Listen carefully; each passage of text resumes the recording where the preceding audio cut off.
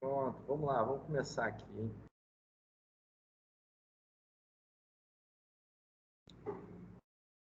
Olá, pessoal. Então, a gente vai começar hoje aqui com escrevendo testes automatizados, né, em Rust. Tá? Lembrando que esses slides aqui são baseados no capítulo 11 do Rust Book. Tá? O que a gente vai ver? Como é que a gente cria testes, né? Como é que a gente fornece mensagens personalizadas para os testes que falharam, controlar como os testes são executados e organizar os testes em testes unitários e testes de integração. Tá? A gente tem o link aqui dos exemplos de código. Tá? Então, vamos lá. A primeira coisa é a definição do que é teste, né? E, assim, o que é um teste automatizado também, né?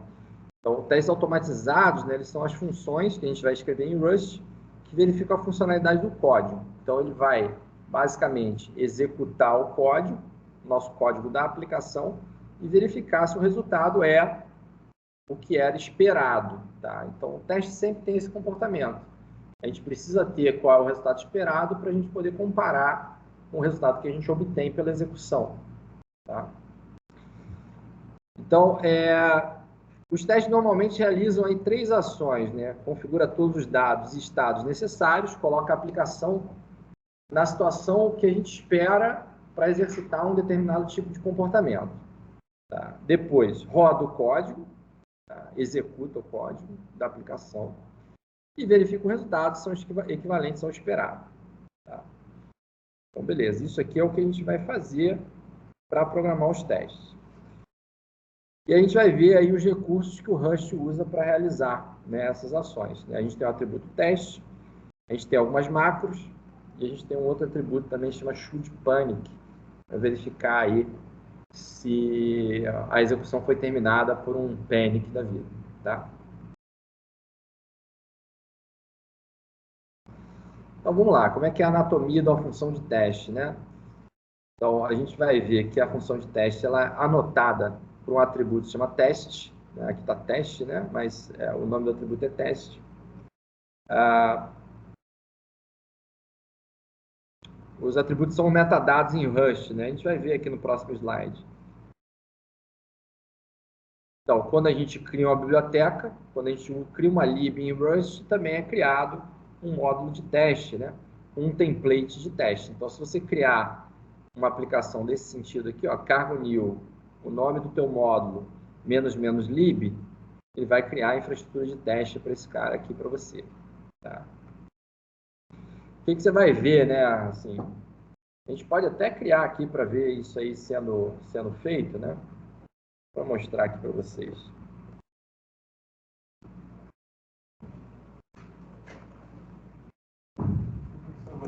Boa tarde.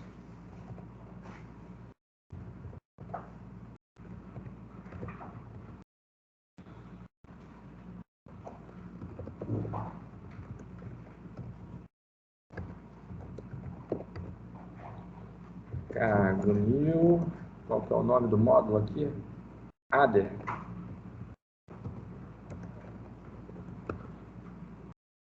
Vai criar.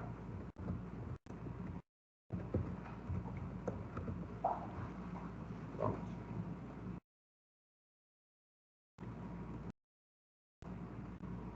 O que ele criou aqui, né?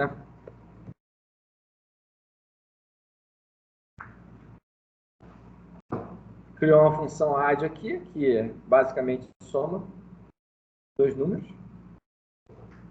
E criou um teste, que está aqui no mesmo módulo, né? Está no librs aqui.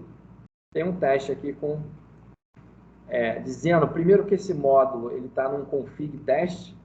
O que isso aqui está querendo dizer, né? Que esse módulo, né? Que esse módulo ele só é para ser compilado quando a gente for rodar teste, tá? Não é para ele incluir esse módulo no nosso executável que vai para a produção, tá? Então, isso aqui que esse config teste está dizendo.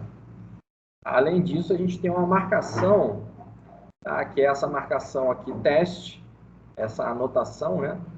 Para dizer que essa função aqui ela é um caso de teste, que ela vai executar um teste.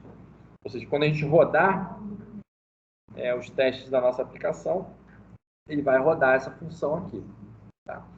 E aí a gente tem aqui um use super dois pontos, asterisco, que é para dizer o seguinte: pega os caras que estão no super módulo dele, que no caso é a raiz desse lib.rs aqui, e importa eles para poder usar aqui dentro.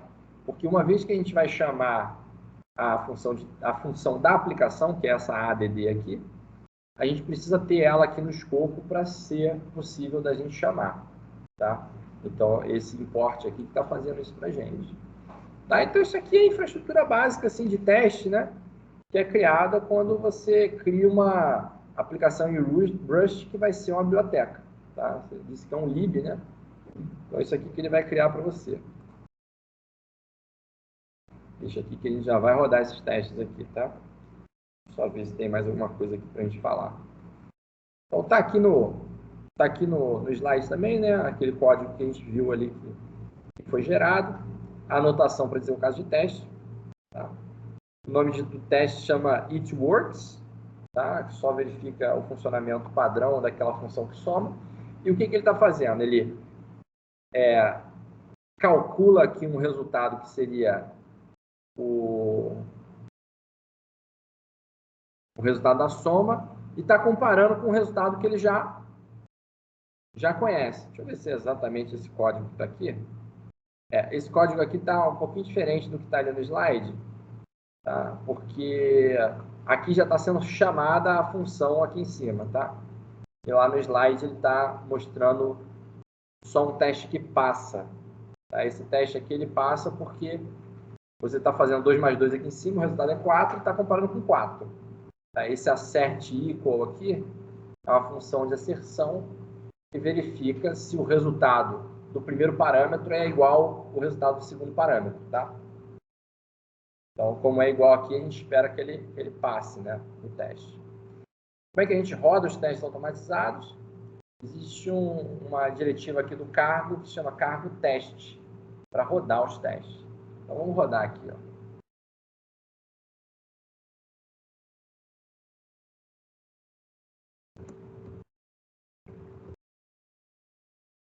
Primeiro ele buildou, né? Ele buildou aqui a aplicação. Depois ela rodou, né? Rodou a aplicação, aí rodou um teste. O teste aqui, ele coloca o nome do teste, né? It works. Foi ok. E aqui ele te dá um report de como é que foi a execução desses testes, tá? Então, um teste passou, nenhum teste falhou, nenhum teste foi ignorado, nenhum teste foi medido e nenhum teste foi filtrado. A gente vai ver esses casos aqui, como é que eles funcionam, tá? Esses outros casos. Então, ele primeiro roda aqui os testes da aplicação. Existe a possibilidade também de rodar os testes da documentação, tá? Você consegue escrever documentação com código executável e você pode rodar, tá, os exemplos da aplicação, da documentação e verificar se eles estão todos funcionando também. Tá? Então, isso que eles chamam de testes aqui. Não tinha nenhum doc test, tá? E ele reporta aqui que não aconteceu nada, né? Por conta disso.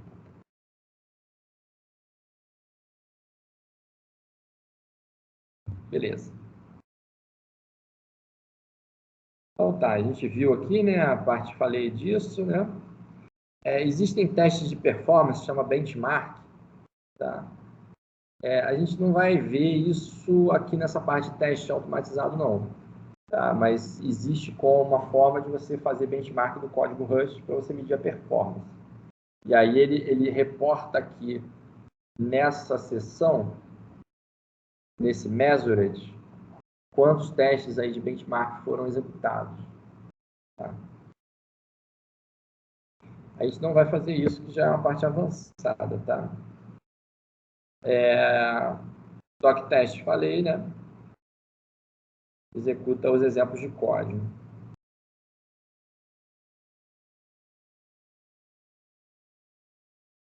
Aqui tem um outro exemplo para a gente poder ver um teste que falha, que é a construção desse teste aqui que retorna um panic. tá? Só para a gente ver o que acontece quando a gente roda um teste automatizado que falha, tá? O que deve acontecer é isso aqui, ó. Ele mostra aqui que falhou e depois ele mostra por que motivo que falhou, tá? Então, assim, vamos rodar isso aqui também para vocês verem na prática. Só pegar esse teste aqui.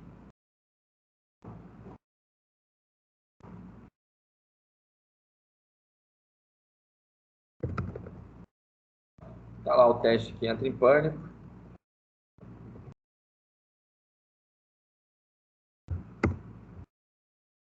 Aí ele fala aqui, ó, esse teste aqui que é o WhitWorks passou, rodou 2 testes, né? Um passou, o outro falhou, tá? E aí ele te dá uma informação dizendo que essa thread aqui, que é o another, né, que é o outro teste que a gente tem aqui, panicked, né, na linha 17, que é esse cara aqui, coluna 9. E aqui está a mensagem, né? Make this test fail.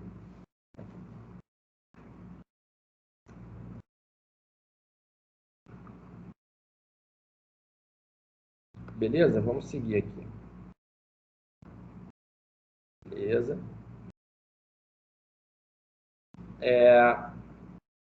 Geralmente a gente usa, né? A gente, para escrever código de testes, a gente acaba precisando de algumas diretivas que são para verificar o resultado dos testes, tá?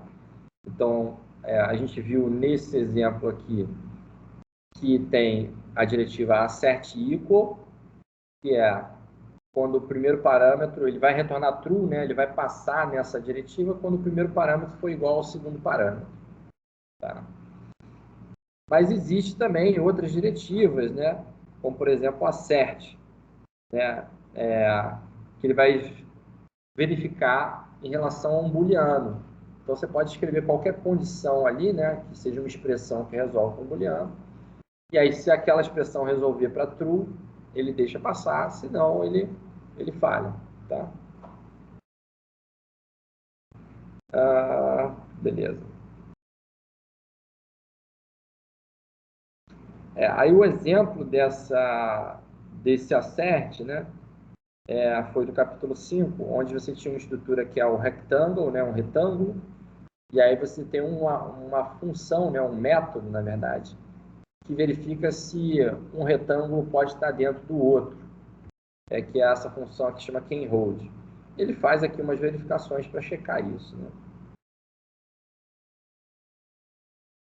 E aí, por exemplo, para a gente fazer o teste dessa função, um exemplo aqui seria a gente criar 2 retângulos, né? E usar a própria função canHold, né? O resultado dessa função canHold, dentro de um assert, uma vez que o canHold retorna um booleano. Tá? Então, se você está passando um caso que deveria retornar true, você passa aqui, ó, larger canHold, e esse assert vai verificar se isso aqui retorna true. Tá? Então, ele deve passar se esse caso aqui, se a implementação estiver correta para esse caso aqui, né? Ele cria um retângulo que é 8 por 7 e checa se o retângulo 8 por 7 pode ter dentro dele um retângulo 5 por 1. Tá? Então, pode, né? Aí esse teste está verificando isso.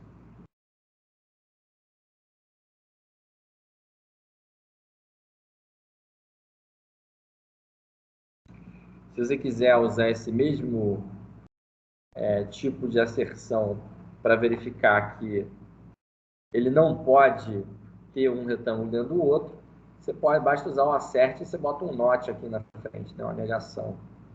Tá?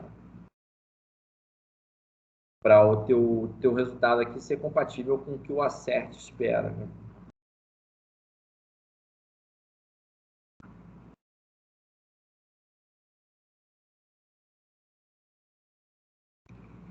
Então, aí depois o outro exemplo é inserir um bug aqui, né? Por exemplo, mudar o sinal de maior para menor para ele falhar por conta de um bug no código e não por conta do próprio teste, né? Bom, aqui foi inserido um bug, né? Eu acho que aqui está menor e está maior, né? E antes era maior, maior. Aí inverteu o sinal aqui, né? Botou o menor no lugar do maior. Aqui. Tá? E aí um teste passa a falhar e aí você sabe que ou o teste está com problema ou o teu código está com problema. Tá?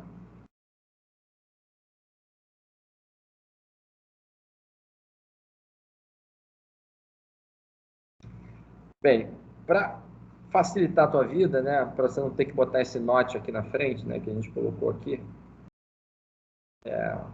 ou também para a gente ter mais funções assim que digam exatamente o que está sendo feito no nosso teste, né, existem asserções do tipo, né, assert equal e assert not equal, tá? Que é a mesma semântica, né, você vai comparar dois parâmetros que estão sendo passados. O assert equal ele vai passar caso os dois parâmetros sejam iguais, e o assert not equal vai passar caso os dois parâmetros sejam diferentes. Tá?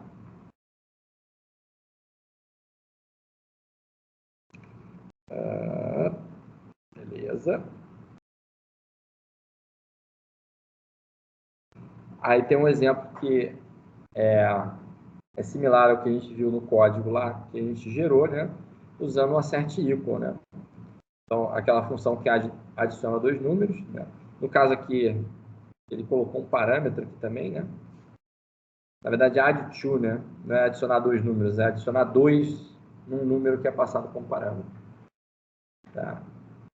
E aí ele usa esse assert equal aqui para comparar o resultado esperado com o resultado que foi obtido, né? Esse teste aqui tem que passar.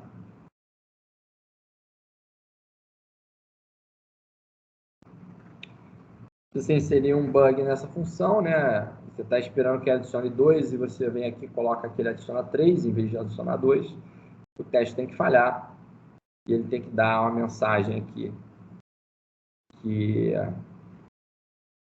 por exemplo, aqui ele está dando uma mensagem, né? Quando você tem uma asserção ela falha, a execução daquele teste ela é encerrada, né? Tem um panicked aqui. E aí ele vai te dar a mensagem de o que aconteceu, né, naquela asserção para falhar, né? O que ele está dizendo aqui, left igual a right, né, é o que deveria ser, né? Você está fazendo um assert equal. Left e right são os dois parâmetros que você passou, né? Primeiro e segundo parâmetro. E aí ele encontrou left 4 e right 5. Então, por isso que falhou.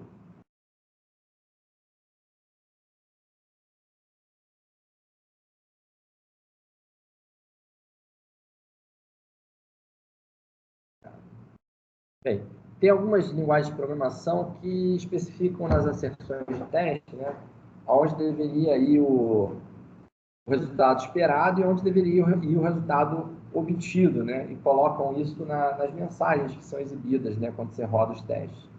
O Rust ele não faz isso, ele coloca aqui, ele diz que você tem dois parâmetros, né, que é um left e um right, e tanto faz, sabe? Um tem que ser igual ao outro. Então, se você quiser botar o resultado esperado no primeiro, pode botar. Se você quiser botar o resultado esperado no segundo, pode botar também. Ele só vai dizer para você que left tem que ser igual ao right. Tá?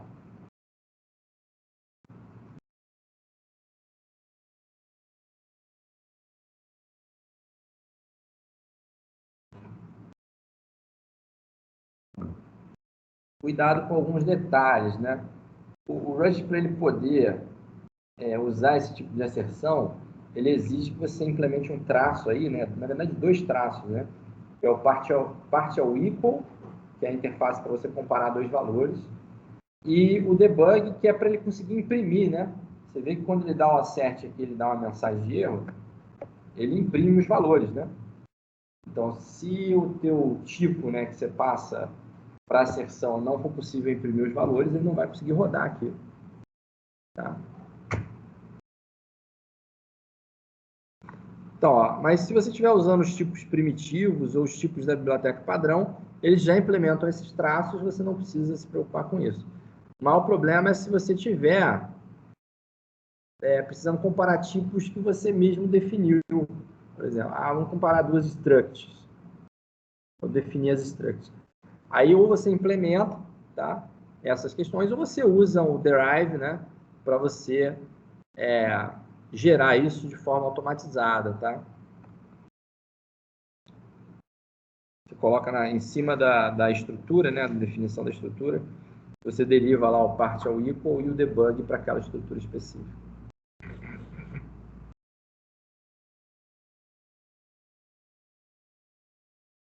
Então, uma coisa legal também, né? Existe um parâmetro opcional lá do assert, ou do assert equal, ou do assert not equal, que é a mensagem de erro personalizada.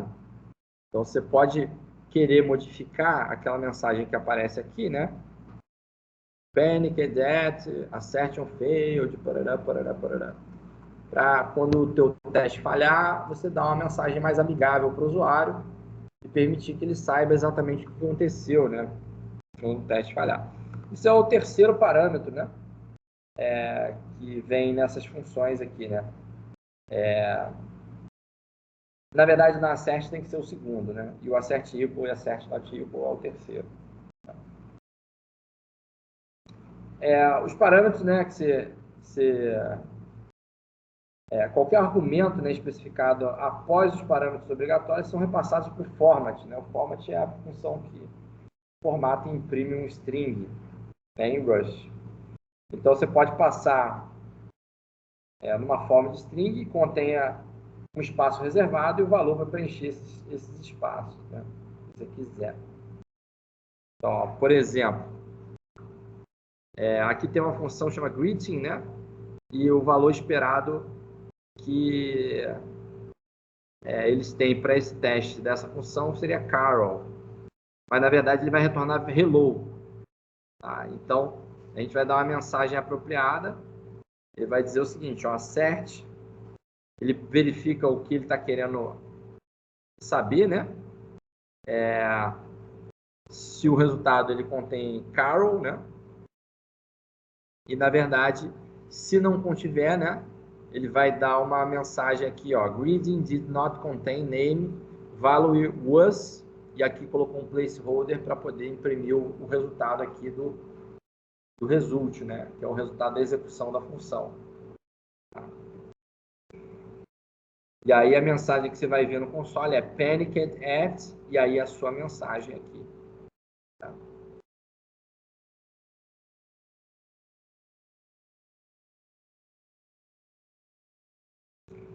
Aí um outro exemplo, né?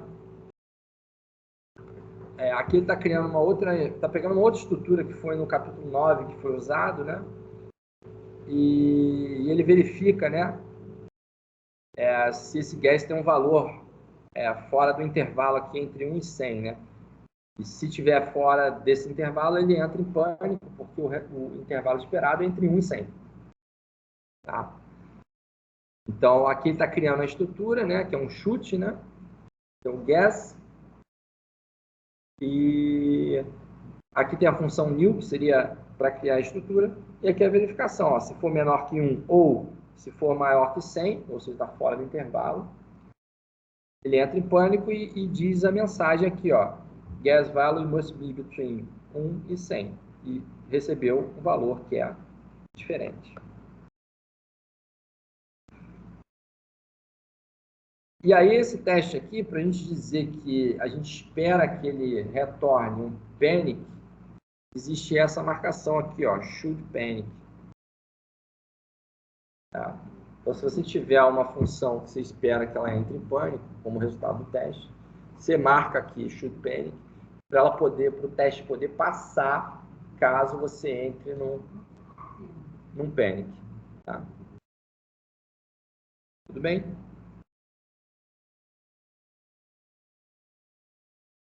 Então, tá lá, ó, should panic para indicar que o teste deve entrar em pânico, tá? Se ele entrar em pânico, ele passa. Se ele não entrar em pânico, ele falha. Se você roda esse teste, ele vai passar. Tá? Aqui o resultado esperado aí da saída dele.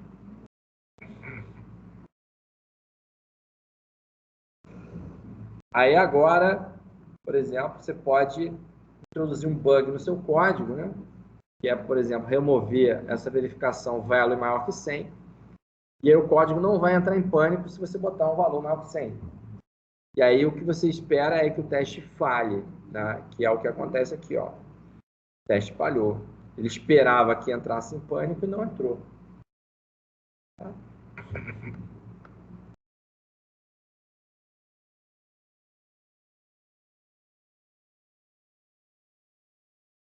Aí tem os probleminhas, né?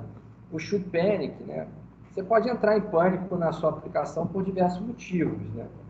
E aí, se você não faz nenhuma verificação em relação ao motivo que ele entrou em pânico, você pode, o seu teste pode passar, mas na verdade você teve um panic por outro motivo do que o motivo que você estava esperando. Tá?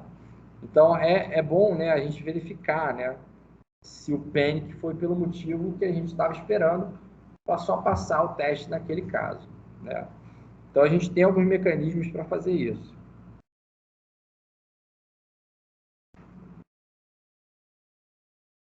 Aqui é só o código sendo organizado para a gente poder ter um teste que mostra isso. O que ele está fazendo aqui, né?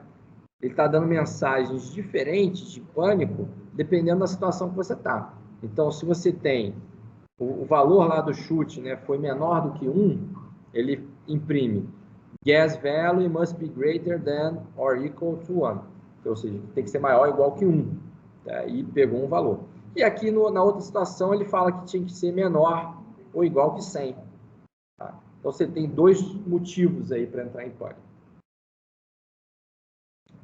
Na hora de você verificar, você vem no should panic aqui e coloca um atributo que se chama expected. E aí esse expected aqui, ele vai ver se a mensagem de pânico ela contém esse trecho aqui que você colocou. Tá? Se ela tiver esse trecho, ele vai considerar que o panic foi pelo motivo que a gente estava esperando e aí vai fazer, consequentemente, vai fazer o teste passar.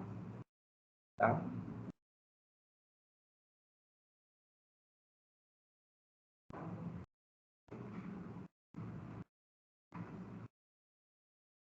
Então, ó, nesse caso aqui, né, esse teste aqui vai falhar porque ele espera a mensagem de pânico less than or equal to 100.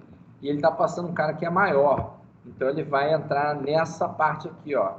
Must be greater or equal to 100.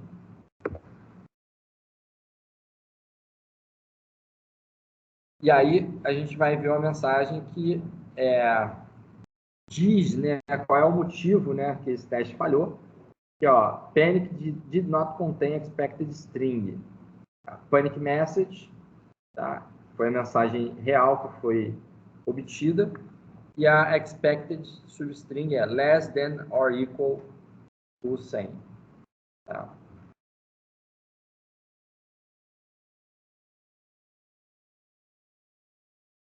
Vamos lá, por enquanto tudo bem? Tranquilo? Ó, por enquanto a gente só tinha visto teste que falhavam quando entra em pânico, né? Mas o Rust ele tem algumas outras opções, que é você ter um result, onde esse result pode conter um erro lá dentro. E aí você pode ter que verificar esse erro para saber se o seu teste passou ou não. Tá? Então, como é que a gente pode fazer isso? Né? Ó, aqui tem uma função de teste, né? E o tipo de retorno, né? Agora dessa função, ele é um result de vazio, que é qualquer coisa, você pode passar, né? E uma string, né? Então, o que ele está esperando aqui, né? Essa estrutura de teste, ela está esperando que, se o teste for válido, ela retorna ok, ou seja, significa que esse teste passou, e se não ela retorna um erro. Tá? E aí você considera que esse teste não passou. Tá?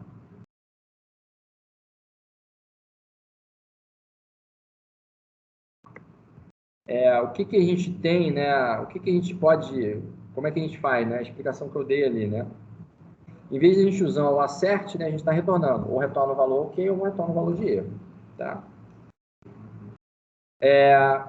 Coisas interessantes que dá para fazer com esse tipo de coisa. Né? Imagina que você tem uma função que tem mais de um ponto onde pode acontecer um erro. Né?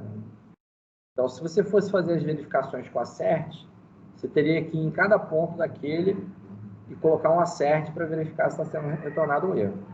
Se for nesse tipo de caso aqui, você pode ter em vários pontos lá, locais onde retorna um erro, e na verdade o que você está fazendo, se você retornar um erro, é dizer que aquele teste está falhando. Tá? Então, para testes que esperam resultados ok, que não tem erro, né? Se eu quiser fazer um teste que só verifica, né? Vamos verificar se esse código executa e não retorna nenhum erro. Você pode simplesmente deixar os erros serem retornados. Tá? Porque se ele retornar o erro, ele vai falhar. Ele vai dizer que o teste não passou. Tá? Mais uma forma de fazer verificações aqui. Né? Então é isso que eu estava falando. Ó. Isso pode ser uma maneira conveniente de escrever os testes que devem falhar se qualquer operação dentro deles retornar uma variante erro. Né? Além disso, né, a gente viu algumas aulas atrás, né, que você só pode usar o operador de interrogação em locais onde retornam um erro, né? Tá?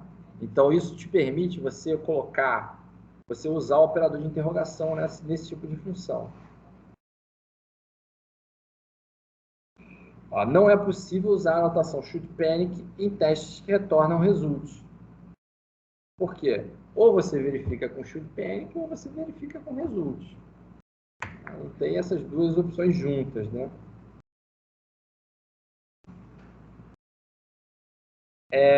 Se você quiser fazer uma asserção lá dentro, você pode fazer. Tá? Então, por exemplo, para afirmar que uma operação retorna uma variante erro, a gente não usa o operador de interrogação, né? Em vez disso, a gente faz uma verificação, ó, valor.isErr.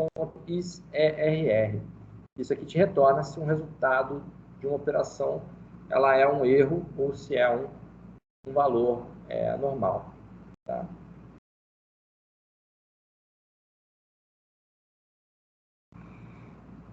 Beleza? Agora vamos dar uma olhada em uma outra coisa, né? Alguns aspectos da execução dos testes. Né? Então, como é que a gente controla, né? Como é que os testes são rodados? Né?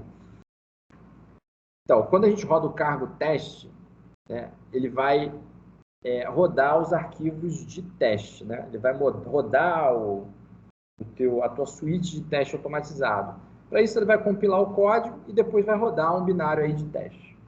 Tá? Então, por padrão, o cargo teste ele vai rodar todos os testes em paralelo. Ou seja, ele vai considerar que os seus testes não têm dependência entre eles. E ele vai pegar ali a quantidade de threads que você tem disponível para rodar aqueles testes e ele vai escalonando, né, um caso de teste para cada thread e roda tudo em paralelo. Então, pode ser que você não queira fazer isso, ou que, se por um acaso os seus testes tiverem alguma dependência, né, a gente não deveria ter. Quando a gente tem teste automatizado, teste unitário, né, a gente deveria ter que os testes são independentes entre si. Tá? Mas tem algumas situações que você acaba tendo dependência entre os testes. E se você rodar tudo em paralelo, você não sabe em que ordem aqueles testes vão ser executados. Não assuma que eles vão ser executados um por um, de cima para baixo, a menos que você passe algumas linhas de comando para a execução dos testes. Né? Como é que você pode passar essas linhas de comando? Né? Então, para você passar essas linhas de comando para a execução dos testes, né? Você bota um menos menos, depois do cargo teste, né? Você bota. Por exemplo, aqui tem uma diferença entre você colocar antes ou depois do menos menos, tá? Então, se você colocar cargo teste, os argumentos para o cargo teste aqui, ó, você antes do menos menos, você está passando os argumentos pro teu qual o nome? Para o cargo, você tem duas coisas sendo executadas aqui, né? Você tem o cargo que está sendo executado e você tem o teu binário de teste, que é o que o cargo executa. Tá? Então, se você quer passar argumento para o cargo, você passa antes do menos menos. Se você quer passar argumento para o teu binário de teste, você passa depois do seu menos menos. Tá? Então, assim, isso é só para diferenciar quem que é argumento para quem, tá?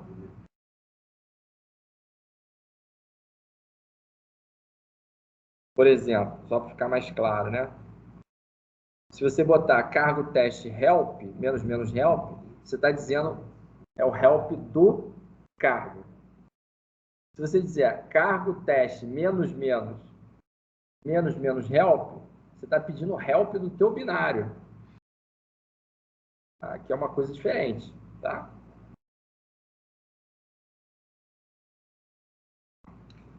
Aí o que você está dizendo aqui, ó? Está dizendo executa o meu código, executa o cargo teste, né? Mas passa esse parâmetro quando for executar o binário de teste, que é o seguinte, é o número de teste threads 1. Se você só tiver uma thread de execução, você vai ter que rodar as coisas de forma sequencial. Você não vai poder rodar paralelo porque você só tem uma thread. Tá? Então, isso é um artifício que você pode usar caso você precise rodar os testes de forma sequencial. Tá? Ou então, se você não quiser carregar a tua máquina muito durante a execução dos testes, né? Porque uma coisa que vocês vão observar é que, por exemplo, se você tiver uma aplicação que é um pouquinho mais pesadinha, você dá um cargo build ou um cargo teste, e o Rust, por via de regra, ele pega todas as threads disponíveis que tem na sua máquina e sai usando. Tá? Então, não se assustem se a sua CPU começar a fritar, ou então se ela simplesmente sua máquina começar a travar quando você estiver compilando o Rust. Tá? Ele é bem fominha, assim, em termos de querer usar o máximo da tua máquina possível. Tá? Porque os processos lá de compilação do Rust, eles são bem pesadinhos, tá? Então ele pega tudo que tiver disponível na máquina por padrão e usa para compilar. E mesmo assim, ainda tem coisa que você compila no Rust e leva, assim, um tempão, tá? Dependendo do que você estiver compilando, tá? Leva um tempo significativo, tá? Então, mas você sempre pode, né, fazer uso de restrições de linha de comando, e essa aqui é para, na caso dos testes, quantas threads você quer deixar para ele, né? Fala assim, ó, usa uma, usa duas, usa quantas você achar que deve, tá?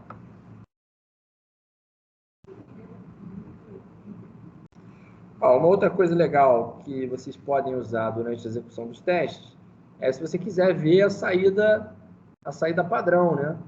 Porque ele, de via de regra, ele omite, né, a saída padrão. Então, assim, se você tiver print, né, aquele format ou coisas que você quer imprimir na saída padrão, e você quiser realmente ver isso, né, você tem que passar esse parâmetro aqui, que é o show output. Tá? Isso é importante quando você quer fazer debug também, né? Então, o teste falha, você não sabe qual é o motivo, você quer fazer debug, aí não está conseguindo ver a saída padrão, aí as coisas complicam, né?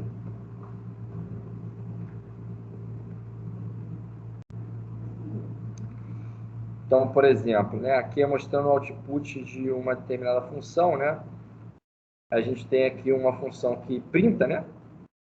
Printa e retorna. E aí ele pega o valor que você passa como parâmetro e imprime lá que esse valor foi passado para ele e depois retorna um valor fixo, né? E aí aqui tem dois testes, né? Um vai passar, que ele verifica esse valor fixo, que é o valor passado aqui, e tem um outro que não vai passar, porque o valor que está sendo esperado aqui é diferente, né? Tá? Quando você coloca a flag show output, você vai ver isso aqui, ó. Dois testes rodaram, um teste falhou, tá? E aí, para o teste que falhou, ele vai botar o output aqui, ó. Está assumindo que para o teste que passou, ele não precisa... Ah, não, na verdade esse aqui é... Não, beleza. Esse aqui passou. This test will pass. Pegou o valor 4. É esse aqui. Mas ele passa essa implementação completamente doida aqui, né? Você passa o 4, mas ele retorna 10. E aí você verifica o 10 e aí passou por causa que verificou o 10, tá? Beleza, ele vai printar aqui o resultado, tá? Pra você poder ver.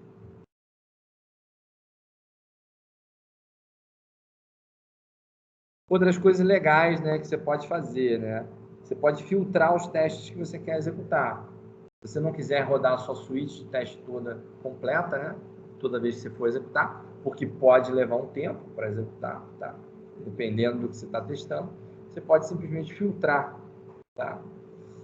Então, assim, você bota lá, cargo teste e o nome do teste que deseja executar como argumento. Então, imagina o seguinte, você tem uma função lá, você tem esses dois testes aqui, né? Que é o add 3 and 2 e tem o 100, né? Que está testando essa função que adiciona aqui, né? E aí o nome do teste está sendo referente ao que você está adicionando. E se você não quiser rodar tudo, né? Na verdade tem mais um teste aqui, né? Add 2 and 2. Tem 3 testes. E aí quando você roda, né? Você pode dizer cargo teste e o nome do teste que você quer rodar. Ele vai lá, roda só aquele teste. E aí ele vai te dar uma informação do seguinte, ó, quantos testes foram filtrados e que não foram executados por conta dessa filtragem que você fez durante a linha de comando, tá? Então ele falou, ó, 1 passou e 2 foram filtrados fora, foram tirados, né? Se você passar só a parte do nome do teste, ele vai rodar todas as funções de teste que contém aquela parte do nome, tá? Então, quando passou cargo teste add, ele rodou 2 testes, porque esses 2 testes aqui, ó, add 3 and 2 e add 2 and 2, eles têm o add no nome deles, tá? E aí ele falou que passaram 2 e 1 foi filtrado. Muitas vezes a gente pode querer deixar como padrão, né, um teste sendo ignorado. E as situações, por exemplo, onde um teste pode levar muito tempo para ser executado. E aí você faz isso com essa marcação ignore.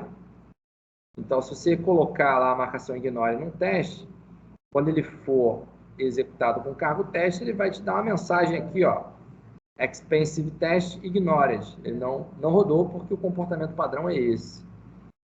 E aí ele te fala, 1 passou e 1 foi ignorado. Se você quiser rodar os testes que são por padrão ignorados, você passa o parâmetro ignored. Você bota lá, cargo teste menos menos, espaço menos menos ignored. E aí ele vai rodar esses testes que são os testes mais pesados.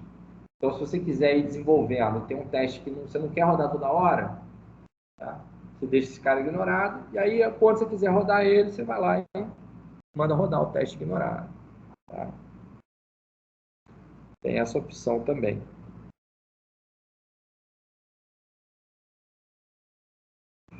Aí vamos lá, beleza. Geralmente a gente tem aí 2 tipos de teste, né, que o pessoal em Rust faz ali na suíte de teste, né? Uma coisa é teste unitário, que é aquele teste específico do teu módulo, que vai ser testado em isolamento, que ele vai te dizer se o comportamento, por exemplo, de uma função específica, ela está passando. É uma coisa bem isolada, né? E existe teste de integração, que visa testar um comportamento mais amplo da sua aplicação, e esse comportamento ele pode ter várias partes integradas, várias partes juntas, né, sendo testadas ao mesmo tempo. Tá? E aí a organização dos nossos testes no código-fonte, ela fica um pouquinho diferente quando é teste unitário e quando é teste de integração. Tá? Então, geralmente, os testes de integração eles ficam no próprio código da unidade, tá? Que você está testando. Então, por exemplo, quando a gente fez esse exemplo aqui, a gente mandou gerar esse teste automatizado aqui, ó. A gente mandou gerar o código dessa aplicação. Aí eu perdi a conexão. A gente acabou que o código do teste ele estava aqui junto, né? Ele fica aqui junto com o código onde está o seu código da aplicação em si. Tá? O que acontece? Essa organização ela é boa para teste unitário, porque você está com o código-fonte próximo do código de teste, eles estão no mesmo escopo, você consegue importar um ou outro assim, de uma forma mais fácil, né? Eles estão lado a lado, digamos assim. Só que isso aí não funciona bem para testes de integração, tá? O teste de integração ele seria para a aplicação inteira. Tá? Aqui o exemplo do teste unitário, né? Lembrando que tem que marcar o módulo de teste com config teste só para saber que aquilo é um código que só vai ser executado na parte de teste.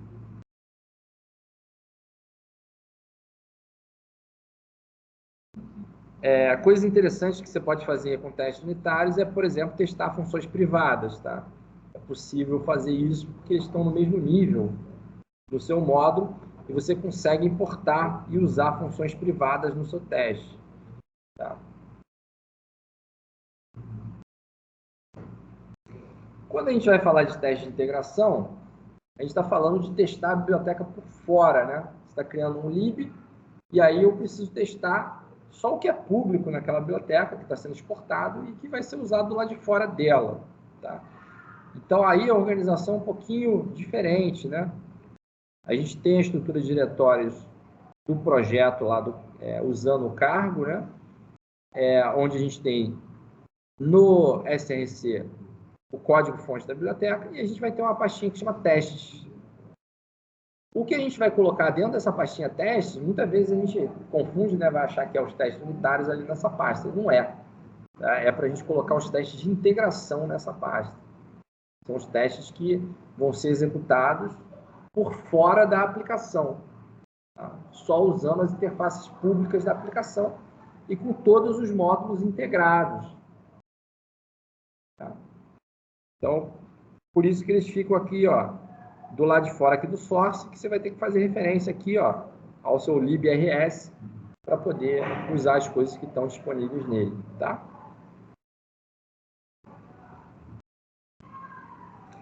Como é que a gente faz para ter acesso ao código-fonte dentro do teste de integração?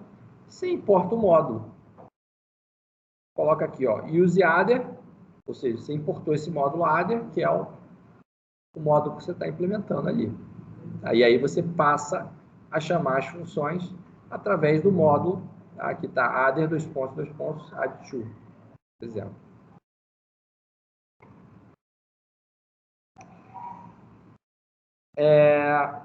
Uma coisa interessante que você não precisa fazer com o teste de integração é que você não precisa marcar ele com o config teste, já que o Rust ele vai compilar os arquivos com o cargo teste. Ele está já numa pasta teste, o Rust ele sabe, o cargo ele sabe que aquilo ali são testes. Tá? Quando você for rodar a tua aplicação que tem testes unitários e também teste de integração, você vai conseguir ver a diferença, né? Porque o cargo teste ele vai printando da onde que ele está rodando esses testes, né? Então ele coloca aqui, ó, running unit test src lib, tá? Aí ele vai lá e roda. Aí running, aí se é um arquivo que está dentro de teste, você sabe que é um teste de integração. E aí ele vai dizer aqui quais são os resultados do que ele rodou. Aí por último ele roda os testes da documentação. E caso você tenha código-fonte executável dentro da tua documentação, ele vai lá e roda aquele código-fonte, compila e roda ele.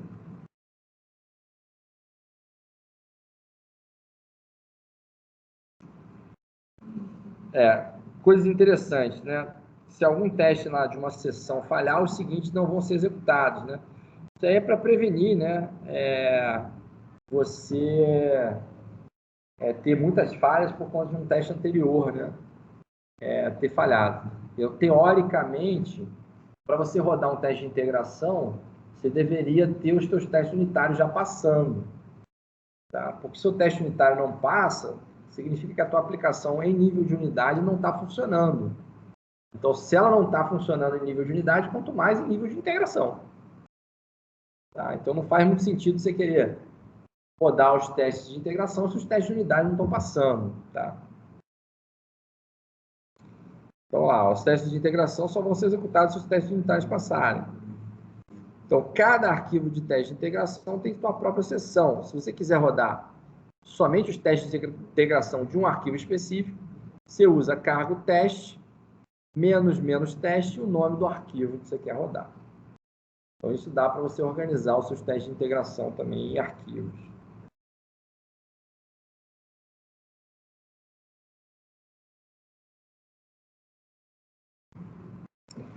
Olha só, o que mais você pode fazer, né? Se você quiser, você pode criar mais de um arquivo de teste no seu teste de integração. Bota lá, um para cada um. E se você quiser, você pode criar também submódulos, tá? Dentro dos teus testes de integração, né? Então, por exemplo, né? Se a gente criar aqui um common.rs, né? Por exemplo, tem algumas funções que são comuns em todos os testes de integração. Um exemplo aqui é a função de setup. Eu quero colocar a aplicação no estado que eu preciso para poder rodar os testes. Tá? Eu poderia ter eu não precisaria duplicar esse código e colocar ele em cada arquivo de teste de integração. Poderia criar uma biblioteca, né, um módulo para isso, né? Só que se você criar no mesmo nível, se você colocar aqui testes como RS, ele vai tentar executar isso, vai colocar dizendo que isso aqui é um arquivo de teste. Aí fala, isso aqui é um arquivo de teste. E ele vai aparecer na execução do seu teste, mesmo que não tenha nenhum teste lá dentro. Tá? O que não é uma coisa desejável, né? Então, se você quiser criar um módulo dentro dos testes, você pode fazer aquela estruturazinha que é uma estrutura de diretório para criar os módulos, e aí usa o mod.rs, que é um arquivo padrão para você implementar um submódulo específico. Tá? E aí, fazendo com essa estrutura, o Rust ele não vai identificar isso como uma seção de teste, e sim como um módulo que está ali dentro, e não vai colocar essas informações na saída padrão. Tá?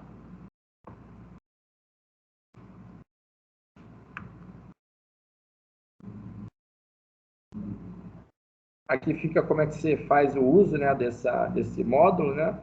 Aqui tem um módulo common, né, que você declara que vai usar ele, e aqui a chamada dele, né, common setup. Tá? Se a função de setup está nesse mod RS que está aqui dentro da pasta commons. Tá?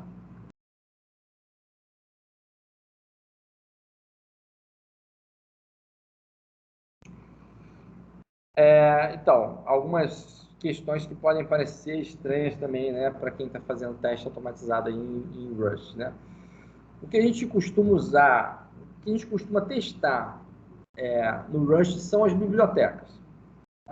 Mesmo assim, você pode ter um cara que chama main.rs, que é o seu ponto de entrada do teu programa, tá? Que é quando você roda lá, manda rodar o programa, ele vai entrar pelo main. Tá? Só que a infraestrutura do Rust, ela não permite você testar o main de forma automatizada, tá? Porque aquele é o ponto de entrada do seu programa. Você mandar rodar o executável, ele vai entrar por ali. Tá? Então, acaba que a gente, em Rust, a gente evita ao máximo colocar coisas dentro do main. Porque a gente não quer ter lógica de programa que também não foi testada de forma automatizada. É claro que você pode testar o main manualmente, tá? É possível fazer isso. Você vai lá e testa manual. Mas quanto menos coisa tiver no main, melhor. Tá? Porque aí você leva as coisas para dentro da sua biblioteca e lá você faz os testes automatizados. Tá?